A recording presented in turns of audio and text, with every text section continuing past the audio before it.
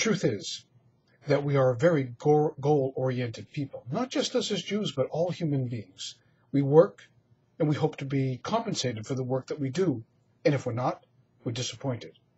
That everything in life seems like a quid pro quo. We have to give a little bit to get a little bit. And we expect, if we've given, to receive back. Because that's how life, we are taught, we are told, and constantly reinforced, is true.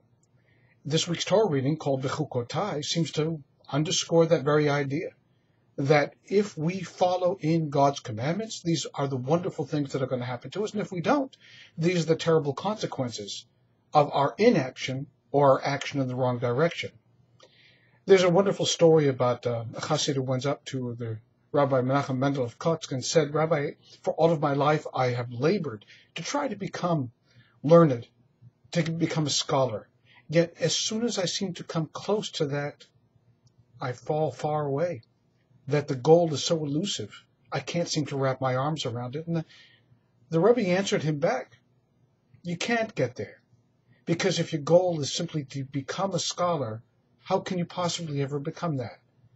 That in effect what he was saying was that it's not about reaching the goal. It's not about crossing the finish line. It's not about achieving the award. It's about the process. It's about doing.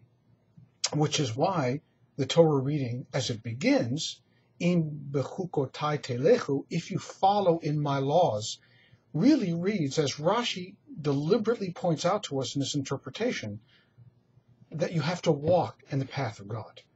That it's not necessarily what you study. It's not what you know. It's not what you believe is coming to you as a result of the actions that you've taken. It is what you do. What we make of our life is what we put into life. Which is why he says the things that we invest are the things that we do and are the things ultimately that we reap. What we get out of life is what we ultimately put into life. And there is no reward that is equivalent to the effort that we've put in. It is simply what we've put in that makes the worthwhileness of life altogether. Is it disappointing? Is it a shock? It may be disappointing and it may be a shock because it comes as contrary to everything that we've learned. Life is simply about doing. It's about getting up. It's about praying. It's about giving tzedakah. It's about treating people kindly.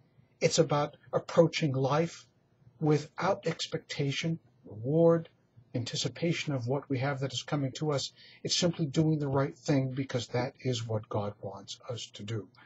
Perhaps it is unfair, especially if we expect goodness coming back to us as a result of goodness given. But life is simply about living a life that is good, that is gentle, that is noble, that is kind, and above all, that is in concert with what God has set before us.